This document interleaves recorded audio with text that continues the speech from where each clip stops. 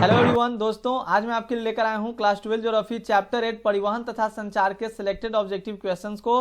और फ्रेंड्स, इससे पहले वाले वीडियोस में मैंने चैप्टर 1 से लेकर चैप्टर 7 तक के सभी इंपॉर्टेंट ऑब्जेक्टिव क्वेश्चंस को ऑलरेडी करा दिया है।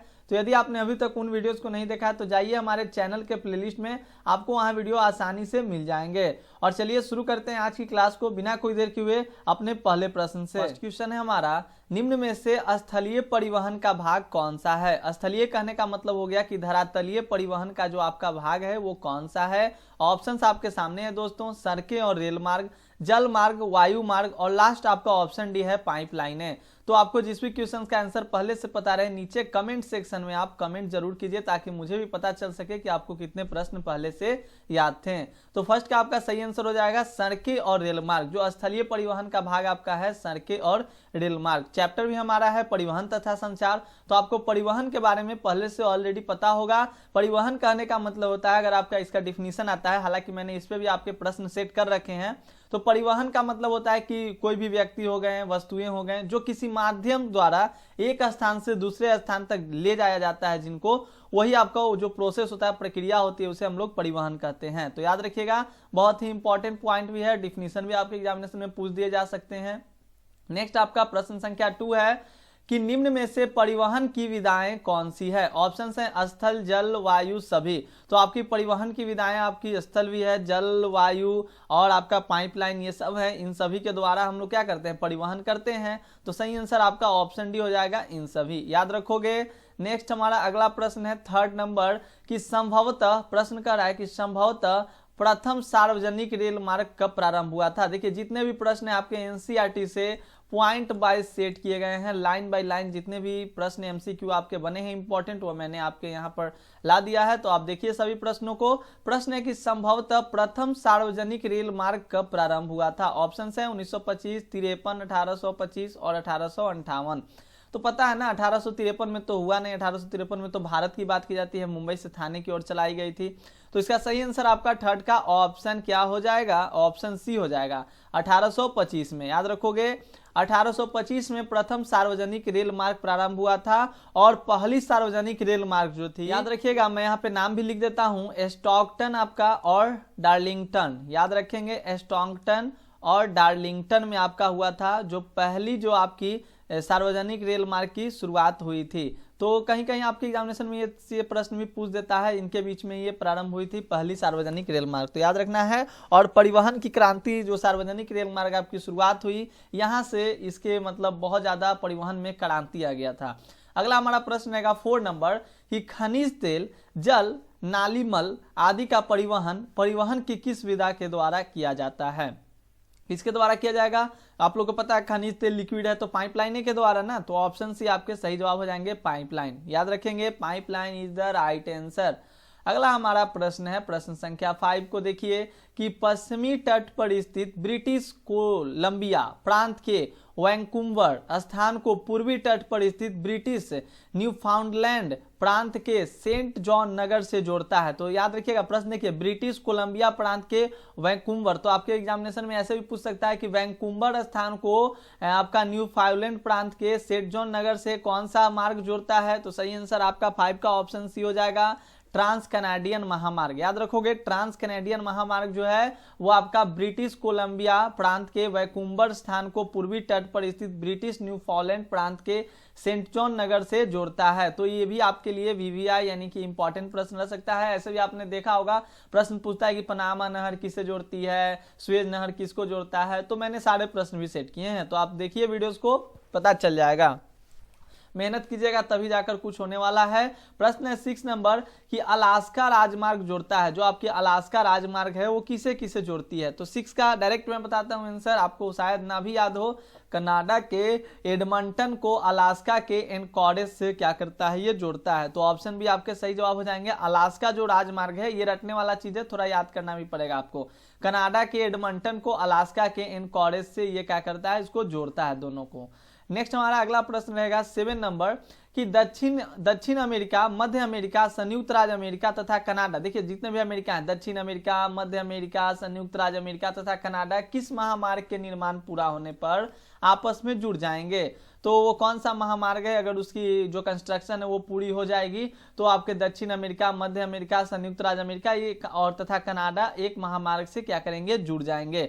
तो सही आंसर 7 का आपका ऑप्शन ए हो जाएगा, पान अमेरिकन महामार्ग। याद रखोगे क्या, पान अमेरिकन महामार्ग। मैं यहाँ पे लिख भी देता हूँ कि ताकि आपको अच्छे तरीके से याद आ जाए, पान अमेरिकन महामार्ग। ठीक है, लेट्स ऑल। अगर आपको पहले से याद रहे तो आप कमेंट सेक्शन में कमेंट जरूर करोगे। बाकी वीडियोस मैं देते रहूंगा और भी चैप्टर 1 से लेकर चैप्टर 7 तक की वीडियोस आप प्लेलिस्ट में देखिए, सर्च करना है आपको class 12 geography bye soft study, class 12 geography objective question by soft study. आप कुछ भी सर्च कीजिएगा आपको वहां पे यूट्यूब पे मिल जाएंगे। आप हमारे प्लेलिस्ट को सिंपली जाइए, आप चैनल के प्लेलिस्ट में जाइए और सारे वीडियोस को देख लीजिए, सारे वीडियोस आपको वहां से मिल जाएंगे।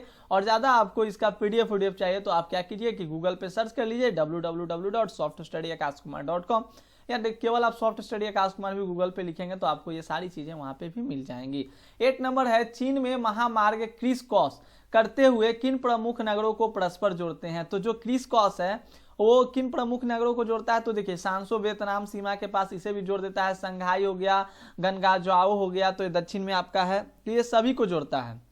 साथ साथ बीजिंग, आपने चीन का नाम, तो चीन से बीजिंग का तो बहुत एक रिलेशन है ना, चाइना बीजिंग, तो आपको याद रखना है। तो इनमें से सभी आपका हो जाएगा ऑप्शन डी करेक्ट आंसर हो जाएंगे। कौन कौन, सांसो, संघाई, गवानगाजाऊ और आपका क्या हो जाएगा, बीजिंग भी हो जाएगा। ठीक ना। नेक्स्ट अगला प्रश्न है, प्रश्न संख्या 9 को देखिए कि भारत में वाराणसी को कन्याकुमारी से जोड़ने वाला राष्ट्रीय महामार्ग संख्या कौन सा है। तो पता है महामार्ग संख्या 7 यानी कि NH आपका 7 हो जाएगा, नेशनल हाईवे 7 आपको याद रखना है। अगला हमारा प्रश्न है 10 नंबर, देखिए दोस्तों कि उत्तर दक्षिण गलियारा जोड़ता है, पता है ना, श्रीनगर को कन्याकुमारी से, याद रखना है। तो उत्तर दक्षिण गलियारा किसे जोड़ता है, श्रीनगर को कन्याकुमारी से उत्तर दक्षिण गलियारा आपका जोड़ता है। 11 नंबर प्रश्न है, इसका आंसर आपको पहले से पता भी होगा, स्वर्णिम चतुर्भुज के बारे में है। तो स्वर्णिम चतुर्भुज एक परियोजना है। तो प्रश्न कहता है कि स्वर्णिम चतुर्भुज परियोजना में किन प्रमुख नगरों को जोड़ने की योजना है। तो इसके तहत जो भी महानगर हैं, 4 महानगर आपके, दिल्ली, मुंबई, चेन्नई और आपके कोलकाता, इन सभी को एक दूसरे से कनेक्ट करने की योजना बनाई गई है। दिल्ली, मुंबई, चेन्नई और आपके कोलकाता सही जवाब हो जाएंगे। तो याद रखना है इन सभी, तो सभी आपका सही आंसर ऑप्शन डी हो जाएगा। अगला हमारा प्रश्न है, प्रश्न संख्या 12 है कि यूरोप में रेल मार्ग की लंबाई लगभग कितने किलोमीटर है। अकॉर्डिंग टू एनसीईआरटी बुक मैं भी बता रहा हूं, ऐसा नहीं है क्योंकि रेल मार्ग की लंबाई जो होती है वो तो बढ़ते रहती है क्योंकि रेल मार्ग बिछाए जाते हैं। तो अभी अकॉर्डिंग टू एनसीईआरटी मैं बता सकता हूं 4,40,000 आपके जो 4,40,000 किलोमीटर में आपका क्या है, यूरोप में रेल मार्ग की लंबाई है। अगला हमारा प्रश्न है, प्रश्न संख्या देखिए, रेल मार्ग के जाल का सघनतम घनत्व है कहां में। ये प्रश्न आपके 2021 में पूछा भी गया है बोर्ड में, तो प्रश्न इंपॉर्टेंट है। रेल मार्ग के जाल का सघनतम घनत्व है ब्राजील में, संयुक्त राज्य अमेरिका में, कनाडा में या रूस में। तो अकॉर्डिंग टू ऑप्शन हम लोग करेंगे तो सही आंसर ऑप्शन भी हो जाएगा संयुक्त राज्य अमेरिका। मान लीजिए कोई ऑप्शन में अगर संयुक्त राज्य अमेरिका न रहे तो आप कनाडा लगाइएगा, ठीक है, क्योंकि सबसे ज्यादा जो आपका यूरोप में विश्व का सघनतम रेल तंत्र पाया जाता है। लेकिन ऑप्शंस के अकॉर्डिंग यहाँ पर मैं आपकी बात कर रहा हूँ क्योंकि प्रीवियस ईयर में पूछा गया, इसलिए मैंने ऐसे ही ऑप्शंस डाले हैं। तो संयुक्त राज्य अमेरिका आपका सही जवाब हो जाएगा और कनाडा भी दूसरे नंबर पे आपका आ ही जाएगा अकॉर्डिंग टू ऑप्शंस, ठीक ना। 14 नंबर है हमारा कि ऑस्ट्रेलिया में रेल मार्ग की लंबाई लगभग कितने किलोमीटर है। अभी हम लोगों ने किया कि 4,40,000 यूरोप में, 4,40,000 यूरोप में, और प्रश्न अभी हमसे कह रहा है कि ऑस्ट्रेलिया में रेल मार्ग की लंबाई लगभग कितने किलोमीटर। तो अकॉर्डिंग टू एनसीईआरटी ही चलेंगे तो एक आए दहाई सैकड़ा हजार 10,000 पता चल गया होगा आपको, यानी कि 40,000। 4 पर कितना सुनना है, 4 सुनना है, तो 40,000 आपके सही जवाब हो जाएंगे। अगला हमारा 15 नंबर कि उत्तर अटलांटिक मार्ग जोड़ता है, किसको किससे जोड़ता है भाई, उत्तर अटलांटिक मार्ग। प्रीवियस ईयर में बहुत बार पूछा गया है, यानी कि most of the repeated questions को भी मैंने यहाँ पे लाया है और ये प्रश्न आपका रिपीट भी है। तो उत्तर अटलांटिक मार्ग किसे जोड़ता है, 15 का ऑप्शन है उत्तरी अमेरिका को यूरोप से ये क्या करता है, जोड़ देता है, यानी उत्तरी पूर्वी संयुक्त राज्य अमेरिका और पश्चिमी यूरोप को ये क्या करता है, मिलाता है। और फ्रेंड्स याद रखिएगा विश्व का 1/4 यानी कि 1/4 जो विदेशी व्यापार होता है इसी मार्ग के द्वारा किया जाता है। ये जो है बहुत ही बिजिएस्ट आपका व्यापारिक जल मार्ग है और और इसे बृहद ट्रंक मार्ग के नाम से भी जाना जाता है। तो बहुत ज्यादा इससे प्रश्न बनते हैं और प्रश्न आपके एग्जामिनेशन में ये भी पूछा गया कि बृहद ट्रंक मार्ग किसे कहा जाता है, तो उत्तर अटलांटिक मार्ग को। तो याद रखना है, इसे भूलना तो है नहीं। अगला हमारा प्रश्न रहेगा कि विश्व का व्यस्तम समुद्री मार्ग कौन सा है। पूछ दिया ना, व्यस्तम पूछ दिया तो अभी उत्तरी अटलांटिक मार्ग अभी हम लोगों ने किया था, और इसे बृहद ट्रंक मार्ग के नाम से भी जानते हैं। तो ऑप्शन सी आपके बिल्कुल 100% करेक्ट जवाब हो जाएंगे दोस्तों। अगला हमारा देखिए 17 नंबर को, कौन सी लाइन पेरिस के स्ट्रासबर्ग, म्यूनिख और वियना, बुडापेस्ट और बेलग्रेड होती हुई इस्तांबुल तक जाती है। देखिए नाम यहाँ पर देख लीजिएगा, स्ट्रासबर्ग, म्यूनिख, वियना, बुडापेस्ट और बेलग्रेड होती हुई इस्तांबुल तक जाती है। ऑप्शन है ओरिएंट एक्सप्रेस, विरोधी एक्सप्रेस, स्टारकुल एक्सप्रेस, वियना एक्सप्रेस। तो वियना एक्सप्रेस होगा नहीं, इसका सही जवाब आपका 17 का ऑप्शन ए हो जाएगा, ओरिएंट एक्सप्रेस। मैंने ऐसे ही आपको वियना एक्सप्रेस ऑप्शन में डाल दिया, पुट कर दिया ताकि आप कंफ्यूज हो जाए, बट ऐसा नहीं है, Orient express is the right answer. तो ओरिएंट एक्सप्रेस जो आपकी है वो आपको पेरिस के स्ट्रासबर्ग, म्यूनिख, वियना, बुडापेस्ट और बेलग्रेड होती हुई इस्तांबुल तक क्या करती है, ये जाती है आपकी। अगला हमारा प्रश्न रहेगा 18 नंबर। हालांकि हम लोग को तो यहाँ जाना नहीं है, बस एनसीईआरटी में दिया है तो पढ़ना है। 18 है वो बहुत से लोग जाएंगे भी। स्वेज नहर का निर्माण कब कराया गया। आईएमपी क्वेश्चंस है, मे भी आपके एग्जामिनेशन में पूछ दिया जाए क्योंकि अभी तक तो पूछा नहीं है। तो स्वेज नहर का निर्माण कब कराया गया, गांधी जी का जन्म जब हुआ था उसी टाइम हुआ था, तो कह सकते हैं 1869 ईस्वी में। आपका ऑप्शन है सही जवाब हो जाएगा 1869 ईस्वी, 68-69। 19 नंबर है कि स्वेज नहर निम्न में से किसे जोड़ती है। देखिए अभी पनामा के बारे में हमने पढ़ा, अब स्वेज नहर की बात आ गई। तो स्वेज नहर निम्न में से किसे जोड़ती है। ऑप्शंस को अकॉर्डिंग आप ऑप्शंस को देखो, ऑप्शंस के अकॉर्डिंग आप आंसर करने का प्रयास कीजिए। हिंद महासागर एवं अरब सागर, अटलांटिक महासागर एवं प्रशांत महासागर। तो सही जवाब 19 का ऑप्शन सी हो जाएगा, भूमध्य सागर एवं लाल सागर को आपस में क्या करता है, कनेक्ट करता है, ये आपका जोड़ता है। ठीक है मित्रों, याद रखिएगा। अगला हमारा प्रश्न है 20 नंबर, पनामा नहर जोड़ता है, किससे किसको जोड़ता है पनामा नहर। तो 20 का ऑप्शन भी आपका सही हो जाएगा, अटलांटिक महासागर एवं प्रशांत महासागर को आपस में जोड़ता है। ध्यान देना है। देखिए अगर आपके एग्जामिनेशन में पूछे कि स्वेज नहर निम्न में से किसे जोड़ती है, तो भूमध्य सागर एवं लाल सागर को, और पनामा नहर किसे जोड़ता है, तो अटलांटिक महासागर एवं प्रशांत महासागर को। याद रखिएगा, इसमें आपको कंफ्यूजन नहीं होना है, कंफ्यूज अगर कीजिएगा तो आपको दिक्कत हो जाएगी। अगला हमारा प्रश्न है 21 नंबर को, देखिए कि विश्व का सबसे लंबा झील जलमार्ग कौन है। बहुत ही कम समय में आपको अच्छे क्वेश्चन में कराने का प्रयास करता हूं। तो विश्व का सबसे लंबा झील जलमार्ग कौन है। ऑप्शन 21 का सही आंसर ऑप्शन डी हो जाएगा, ग्रेट लेक्स सेंट लॉरेंस जलमार्ग। ठीक ना, तो ग्रेट लेक्स सेंट लॉरेंस जलमार्ग 2018 का पूछा गया प्रीवियस ईयर प्रश्न है, तो ध्यान दीजिएगा। अगला हमारा प्रश्न रहेगा प्रश्न संख्या 22, किस नहर के द्वारा समुद्री मार्ग से न्यूयॉर्क से सैन फ्रांसिस्को के बीच की दूरी लगभग 13 1.5 सैकड़ा 10,000 पता चल गया आपको, तो 13,000 किलोमीटर कम हो गई। तो देखिए जब बना था आपका पनामा नहर, तो पनामा नहर के बनने से ही क्या हो गई, तो न्यूयॉर्क से सैन फ्रांसिस्को के बीच की दूरी लगभग 13,000 किलोमीटर दोस्तों कम हो गई थी। तो याद रखना है, ऑप्शन भी आपके पनामा नहर करेक्ट आंसर हो जाएंगे। अगला हमारा प्रश्न रहेगा नेक्स्ट क्वेश्चन 23 नंबर आ गया है कंप्यूटर स्क्रीन पे, फटाफट से आप लोग आंसर करेंगे, आपके मोबाइल स्क्रीन पे तो आ गया ही होगा। कौन सा व्यापारिक जलमार्ग पश्चिमी यूरोप को पश्चिम अफ्रीका, दक्षिण पूर्वी एशिया, ऑस्ट्रेलिया तथा न्यूजीलैंड को आपस में जोड़ता है। देखिए कौन सा जो व्यापारिक जलमार्ग है जो पश्चिम यूरोप को पश्चिमी अफ्रीका, दक्षिण पूर्वी एशिया, ऑस्ट्रेलिया तथा न्यूजीलैंड को आपस में जोड़ता है, कौन सा है। तो 23 का सही आंसर आपका ऑप्शन डी, क्या जी, उत्माशा अंतरिक्ष समुद्री मार्ग। उत्माशा अंतरिक्ष समुद्री मार्ग आपका जो है वो पश्चिम यूरोप को पश्चिमी अफ्रीका, दक्षिणी पूर्वी एशिया, ऑस्ट्रेलिया तथा न्यूजीलैंड ये सभी को आपस में क्या करता है, कनेक्ट करता है, जोड़ देता है, ज्वाइंट कर देता है। ठीक ना, अगले प्रश्न की ओर रुख करेंगे। 24 नंबर प्रश्न है कि संयुक्त राज्य अमेरिका के आंतरिक भागों को दक्षिण में मैक्सिको की खाड़ी के साथ कौन सा जल मार्ग जोड़ता है। प्रश्न को देखिए, संयुक्त राज्य अमेरिका के आंतरिक भागों को दक्षिण के मैक्सिको की खाड़ी के साथ कौन सा जल मार्ग जोड़ता है। तो आपको पता ही है, मिसिसिपी जल मार्ग। मिसिसिपी जल मार्ग ऑप्शन है आपके करेक्ट जवाब, मिसिसिपी। और मैं हर एक चैप्टर का आपका सब्जेक्टिव क्वेश्चन भी करा रहा हूं। तो अभी तक हम लोगों ने चैप्टर 1 तक का सब्जेक्टिव क्वेश्चन कर लिया है, लगातार आपके चैप्टर 2 चैप्टर 3 सारे का सब्जेक्टिव क्वेश्चन भी आएगा, तो उसको भी आप प्लेलिस्ट से जरूर देखोगे।